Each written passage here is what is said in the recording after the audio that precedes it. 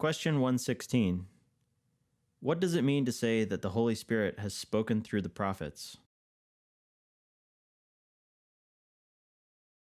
Already in the Old Covenant, God filled men and women with the Spirit so that they lifted up their voices for God, spoke in His name, and prepared the people for the coming of the Messiah. In the Old Covenant, God sought out men and women who are willing to let Him use them to console,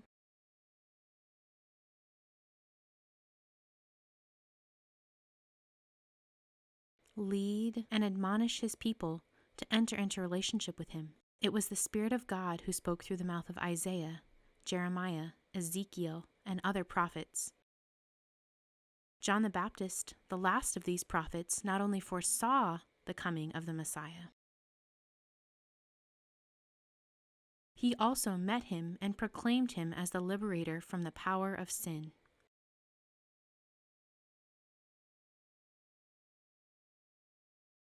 Question 117. How could the Holy Spirit work in, with, and through Mary?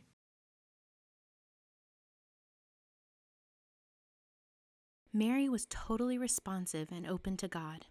Thus she was able to become the mother of God through the working of the Holy Spirit, and as Christ's mother, to become also the mother of Christians, indeed the mother of all mankind.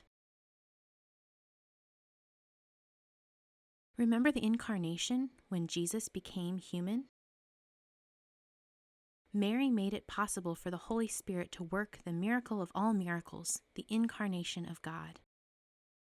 First, Mary had to give God her yes. Behold, I am the handmaid of the Lord. Let it be to me according to your word. Mary had to be willing first in order to be strengthened by the Holy Spirit.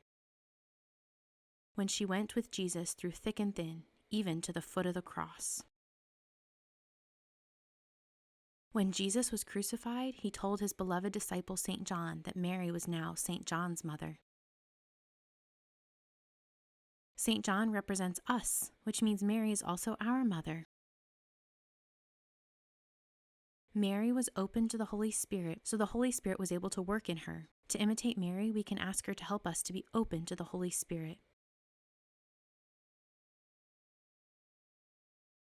Question 118. What happened on Pentecost?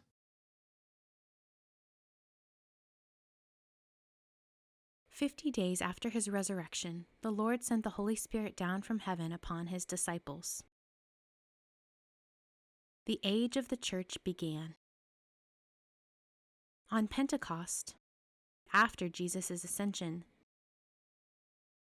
the apostles were in the upper room. When the Holy Spirit, in the form of tongues of fire, came onto the apostles and inspired them. Remember, the apostles were in the upper room because they were afraid. The Holy Spirit transformed fearful apostles into courageous witnesses to Christ, able to preach and share the good news about Jesus. At that time in Jerusalem, an enormous number of people had gathered there. In a very short time, thousands had themselves baptized as Christians. Pentecost is called the birthday of the church. The miracle of Pentecost was not necessarily the thousands that were baptized, but all the people there were from different countries and spoke different languages. They didn't know each other, yet the Holy Spirit helped everyone understand what the apostles were preaching about.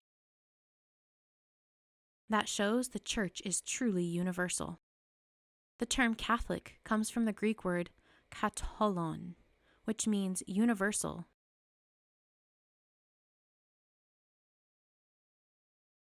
One must depend on the Holy Spirit to be encouraged to share the good news. Even though the Holy Spirit was sent on Pentecost, to this day, the Holy Spirit is the soul of the church, the essential principle of her life, and will continue forever.